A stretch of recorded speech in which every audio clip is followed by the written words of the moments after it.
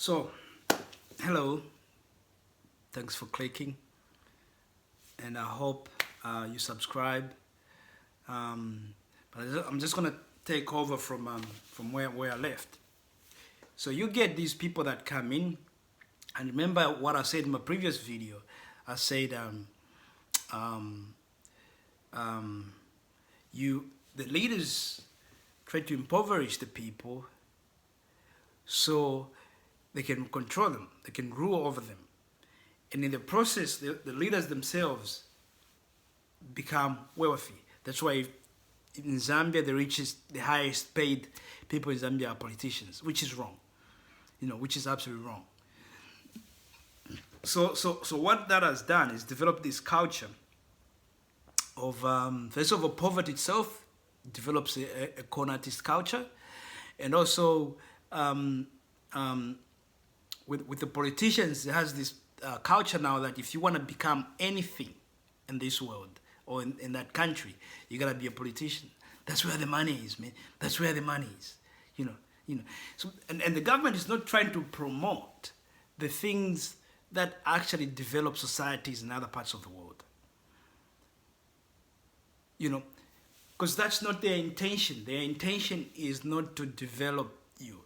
Their intention is not to develop the company. Their intention is to keep you impoverished so you can get controlled and they can keep becoming rich. But there's something they miss in that in their way of thinking. They miss something. You can own houses in the UK, in Dubai, in whatever you want to own them.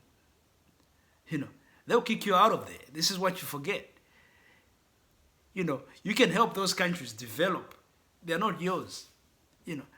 Look at Mobutu Sese Seko. What happened to Mobutu Sese Seko?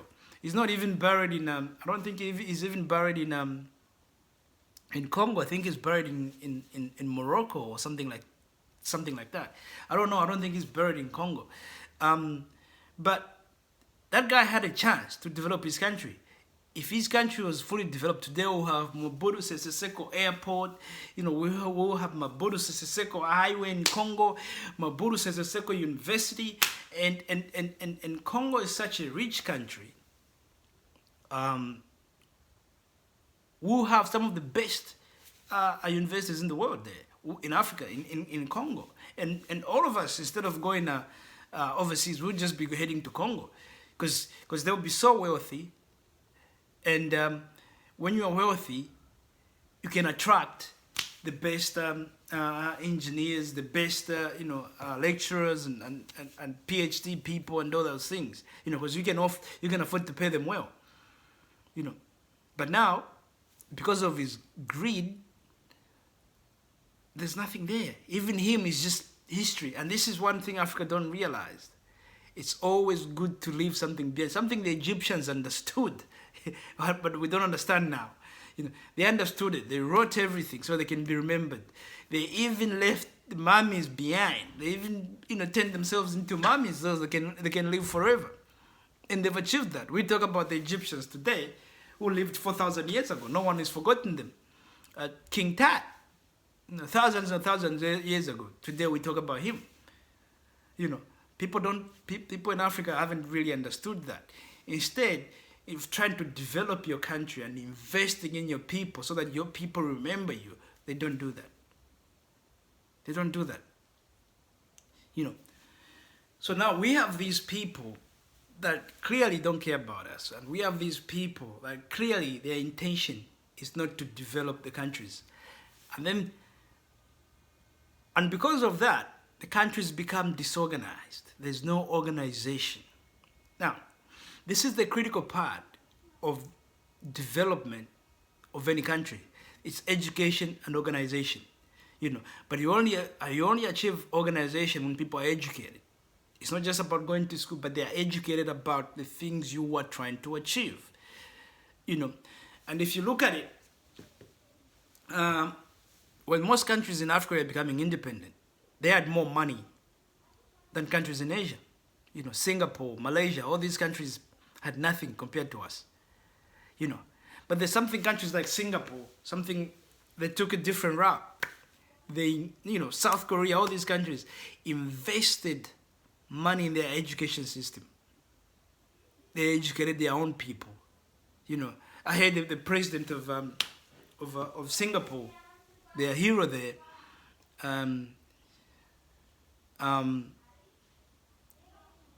he made sure that to even stop corruption, the police officers or anyone who worked in government, they got paid very well.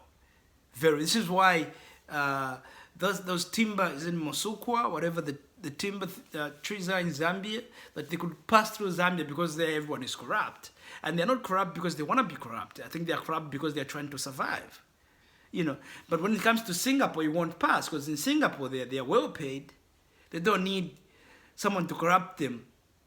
You know, there's no need to take that risk. You know, you might end up losing your job over some, you know, $10,000 when you're making $100 and something thousand a year. So in the end, that corruption is meaningless. You know, doesn't mean it's completely eliminated, but it's minimized. Corruption is minimized. You know, and when you invest in education, you know, and you gotta get to targeted education first. You know, it has results. It has results. When the populace becomes educated, when their way of thinking is to believe in where they live, then everything changes. Everything changes. You know, so poverty creates a culture of con artists. Poverty makes people desperate to a point where they'll do anything. You know, and then the systems in Africa allows to have the rich, no middle class, and then the very poor. You know, where people are rich up here and everyone else is at the bottom. And the people who are here are politicians. You know, and that's a very big problem there. You know, and the only way people from the bottom can get up is if they are educated. You give them an education, and an education that is actually going to help them survive in the country they are in. They don't have to go outside to go and survive. You know, I'll give you an example. At some point,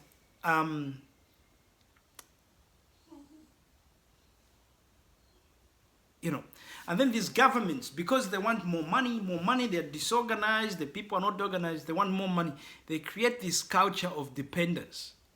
So you get aid coming in. You know, what's the easiest way to make money when you're in government?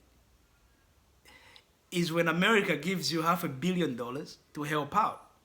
And then you are sitting there, and then you are just taking some out. You know, you don't even have to do anything. The money just keeps coming in, keeps coming in, keeps coming in, keeps coming in. And all you're doing is just taking bits and pieces of it. You know, so it develops that culture of dependence.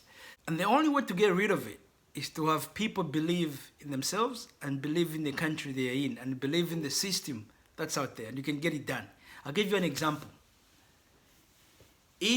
America used to give India food to help with their population there. I think it was wheat or whatever they were giving them.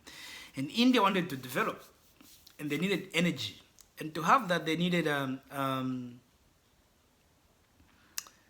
to create what was it? Nuclear energy. You know, and because of the differences with Kashmir, America didn't want them to have nuclear energy. But believe me, America didn't want them to have nuclear energy for just America's safety. You know, so what the Americans did was to say to the Indian Prime Minister of that time, to say, you know what, if you don't abandon that nuclear project you got, then we'll stop giving you this food to feed your people. And this is what I want you guys to realize as Africans. When you have a dependence culture, you're always gonna be poor. Always. That country will never develop. Because the people that are giving you money, they don't want you to develop. They want you to stay poor. You know, they want you to stay poor. They don't want you to develop. Because when you are poor, it benefits them. You know, they can come and take all sorts of minerals from your country and all those things, and you just have to allow them because they help you out. They create this sort of matrix where you start to think you need help to survive. You need their help to survive. In realities, you don't need their help. You know, so the Indian Prime Minister of that time put some scientists together and said, can we feed our people? And the scientists looked at it, studied it, and they said, we have enough land here to feed everyone. And the Prime Minister of India says, okay, we are creating this nuclear plant. You can take your food and feed it to your people. That's fine. Or literally, take the food, shove it up your whatever, where the sun doesn't shine. And that's what they did. And since then, India started developing. Today, they feed themselves. They don't need anyone they don't need any help. You know, and the farmers, the farmers are making money and help, you know, paying taxes and everything, you know, and helping the economy grow. You know, another example is Paul Kagame. Paul Kagame told this story where the World Bank gave the Minister of Finance in Rwanda some money. But Paul Kagame had a project because Paul Kagame didn't want Rwanda to remain on aid forever. He wanted to do it with aid. So he had a plan. He planned it. He goes to he knew Rwanda is not rich. What Rwanda needed was tourism. But to have tourism, you need good hotels. So he goes up to the private sector, says, you know, why don't you guys build a hotel in Rwanda? And the private sector, they were dragging their feet. You know, so he goes to his finance minister and he tells him to give him the money so he can put up a hotel. The finance minister freaks out, but he does it because it's a command from the president. You know, and obviously he believes in the president. But at the same time, he started getting harassed from the World Bank. And the finance minister goes to Kagame and says, I'm going to have to resign, man. These guys, they're asking about this money because it's not going to the schools and all the stuff they wanted it to. And Kagame goes, you're not resigning. You're staying there, hanging there. And when they come, because they said they were going to go to Rwanda and find out what's happening. And when they come, send them to me. You know, when they went there, things happened exactly, you know, the finance minister sent them to the president and he sat down with them and he just told them point blank, you know, we can educate these kids and send them to school. But after they finish their education, if there's no work, what's the whole point? So what I'm trying to do is to be strategic and develop this country